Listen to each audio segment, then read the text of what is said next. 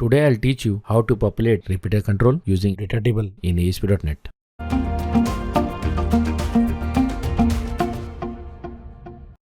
So let's start.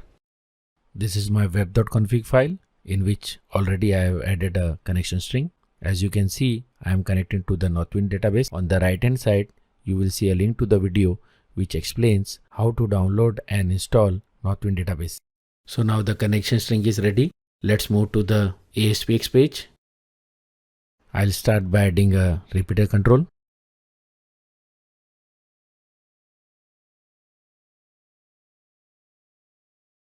Now I will explain you some basic information that this particular repeater control will display data in HTML table format, and hence I am making use of a HTML table element inside the header template. As you can see, I am making use of header template to define the columns for the HTML table. I would like to explain you that a repeater control consists of three elements: header template, and there is a item template, and there is a footer template. Header template, as the name suggests, remains on top.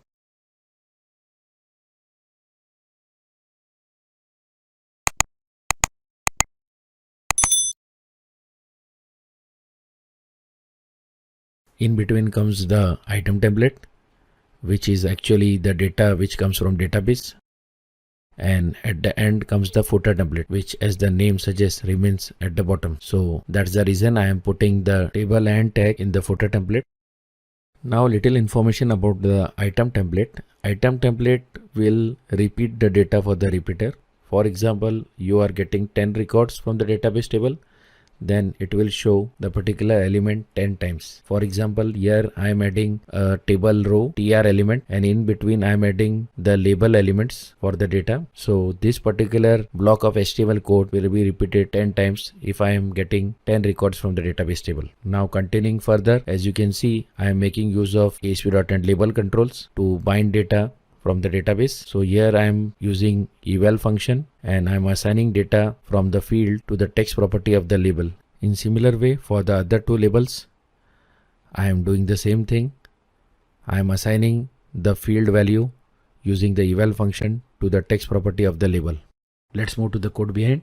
We'll start by adding some namespaces. So the very first namespace is system.data, then system.data.sql client, and finally system.configuration.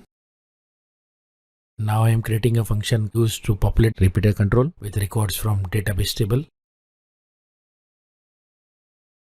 So here I have created a string variable, and inside that I am reading the connection string from the web.config file.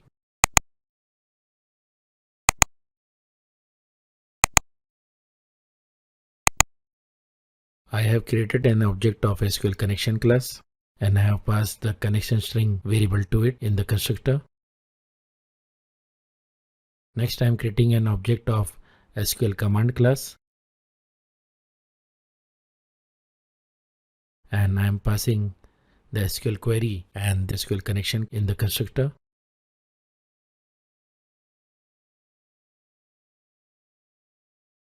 Now I am creating an object of SQL data adapter.